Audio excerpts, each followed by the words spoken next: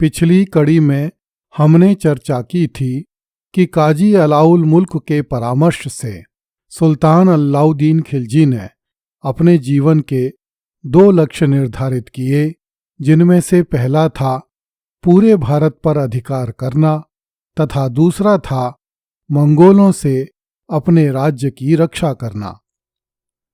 अलाउद्दीन खिलजी ने सबसे पहले उत्तरी भारत में विजय अभियान चलाने का निर्णय लिया।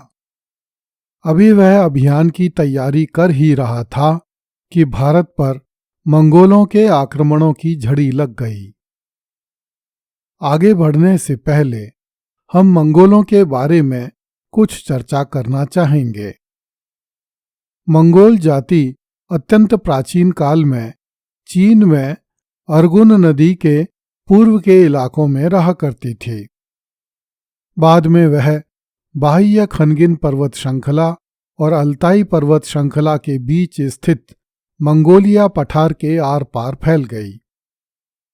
युद्धप्रिय मंगोल जाति खानाबदोशों का जीवन व्यतीत करती थी और शिकार, तीरंदाजी एवं घुड़सवारी करने में बहुत कुशल थी। 12वीं शताब्दी ईस्वी के मध्य में मध्य एशिया में मंगोलों की आंधी उठी। हिंसक मंगोल लुटेरे टिड्डी दलों की तरह मध्य एशिया से निकलकर चारों दिशाओं में स्थित देशों को बर्बाद कर देने के लिए बेताब हो रहे थे। यही कारण था कि संपूर्ण मुस्लिम जगत एवं संपूर्ण ईसाई जगत इस आंधी की भयावहता को देखकर थर्रा उठे। मंगोल सेनाएं जिस दिशा में मुड़ जाती थीं, उस दिशा में बर्बादी की निशानियों के अलावा और कुछ नहीं बचता था। इस काल में भारत तथा दक्षिण पूर्वी एशिया के बहुत से हिंदू राज्य मध्य एशिया से आए मुस्लिम तुर्कों के अधीन थे, जबकि मंगोल इस्लाम के शत्रु थे। 12वीं शताब्दी के उत्तरार्ध में मंगोलों के मुखिया तेमुचीन ने बड़ी संख्या में बिखरे हुए मंगोल कबीलों को एकत्रित किया और स्वयं उनका नेता बन गया। इतिहास में उसे चंगेज खान के नाम से जाना गया।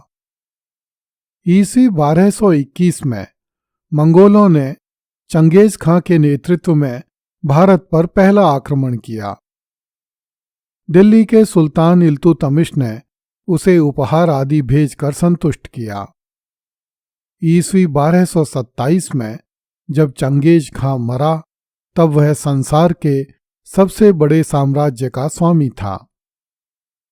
तब से लेकर अलाउद्दीन के सुल्तान बनने तक मंगोल भारत पर कई आक्रमण करते रहे थे, किंतु दिल्ली के सुल्तान उन्हें भारत में पांव नहीं जमाने देते थे। ईस्वी 1296 में अलाउद्दीन खिलजी को सुल्तान बने हुए कुछ ही महीने हुए थे कि मंगोलों ने कादर खां के नेतृत्व में भारत पर आक्रमण किया। वे पंजाब तक घुस आए।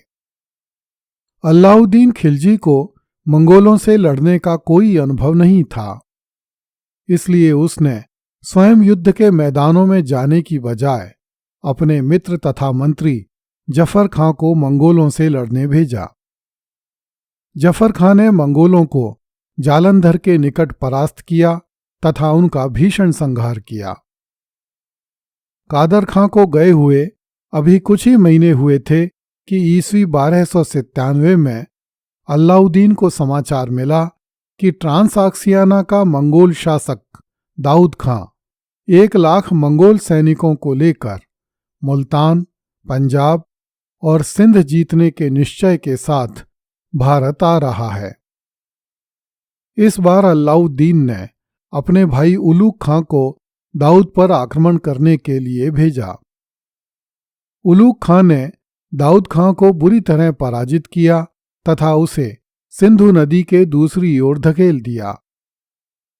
इस युद्ध में अलाउद्दीन खिलजी की सेना को भी बहुत नुकसान उठाना पड़ा।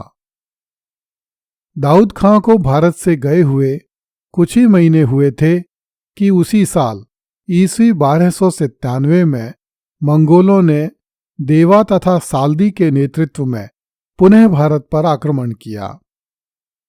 उनका ध्येय पंजाब, मुल्तान तथा सिंध को जीतकर अपने राज्य में मिलाना था। इस बार मंगोल दिल्ली तक चले आए। अलाउद्दीन ने अपने 2 सेनापतियों उलूग खां तथा जफर खां को मंगोलों का सामना करने के लिए भेजा। उन्होंने मंगोलों को बुरी तरह परास्त किया तथा साल्दी को 2000 मंगोलों सहित बंदी बनाकर दिल्ली ले आए। इस विजय के बाद अलाउद्दीन तथा उसके भाई उलूग खां को जफर खां से ईर्ष्या उत्पन्न हो गई, क्योंकि जफर खां ने मंगोलों पर 2 बड़ी विजय प्राप्त कर ली थीं, जिससे अलाउद्दीन की सेना में जफर खां की लोकप्रियता बहुत बढ़ गई थी। मंगोलों का सबसे अधिक भयानक आक्रमण ईस्वी 1299 में दाऊद के पुत्र कुतलुक ख्वाजा के नेतृत्व में हुआ। ख्वाजा ने 2 लाख मंगोलों के साथ बड़े वेग से आक्रमण किया। उसकी सेना तेजी से बढ़ती हुई दिल्ली के निकट पहुंच गई। उनका निश्चय दिल्ली पर अधिकार करने का था। इसी बीच मंगोलों के भय से हजारों लोग आसपास के क्षेत्रों से दिल्ली में शरण ले चुके थे। इससे दिल्ली में अव्यवस्था फैल गई। मंगोलों द्वारा दिल्ली की घेराबंदी कर लिए जाने के बाद तो स्थिति और भी खराब हो गई। इस पर भी सुल्तान अलाउद्दीन खिलजी ने साहस नहीं छोड़ा। जफर खां को मंगोलों से लड़ने का अनुभव था, इसलिए उसे अग्रिम पंक्ति में रखकर शाही सेना ने मंगोलों का सामना किया। जफर खां तथा उसकी सेना ने हजारों मंगोलों का वध किया तथा वे लोग मंगोलों को काटते हुए काफी आगे निकल गए। मंगोलों ने घात लगाकर जफर खां को मार डाला। इतिहासकारों ने लिखा है कि उस समय अलाउद्दीन खिलजी तथा उसका भाई उलूग खां पास में ही युद्ध कर रहे थे, किंतु उन्होंने जफर खां को बचाने का कोई प्रयास नहीं किया। रात होने पर मंगोल अंधेरे का लाभ उठाकर भाग गए। सुप्रसिद्ध इतिहासकार के.एस. लाल के अनुसार इस युद्ध से अलाउद्दीन को 2 लाभ हुआ। पहला लाभ मंगोलों पर विजय के उपलक्ष्य में और दूसरा लाभ जफर खां की मृत्यु के रूप में। जियाउद्दीन बर्नी लिखता है कि मंगोल सैनिकों पर जफर खां की वीरता का इतना गहरा प्रभाव पड़ा कि जब उनके घोड़े पानी नहीं पीते थे तो वे घोड़ों से कहते थे कि क्या तुमने जफर खां को देख लिया है जो तुम पानी नहीं पीते हो। ईस्वी 1302 में मंगोल सरदार तुर्की खां 1,20,000 मंगोल सैनिकों के साथ भारत में घुस आया और दिल्ली के पास यमुना के तट पर आ डटा। कुछ पुस्तकों में उसे तारगी खां भी लिखा गया है। इस बार अलाउद्दीन के पास जफर खां जैसा अनुभवी सेनापति नहीं था, इसलिए अलाउद्दीन मंगोलों के भय से दिल्ली छोड़कर भाग गया। राजधानी दिल्ली असुरक्षित हो गई। मंगोलों ने दिल्ली की गलियों में धावे मारे। वे सुल्तान अलाउद्दीन को दिल्ली में ढूंढते रहे, किंतु अलाउद्दीन उनके हाथ नहीं लगा। अंत में निजामुद्दीन औलिया ने मंगोलों के सरदार से बात की और मंगोल दिल्ली छोड़कर चले गए। इस प्रकार लगभग 3 महीने तक दिल्ली मंगोलों के अधिकार में रही। इस दौरान शाही रुतबा और इकबाल कहीं भी दिखाई नहीं दिया।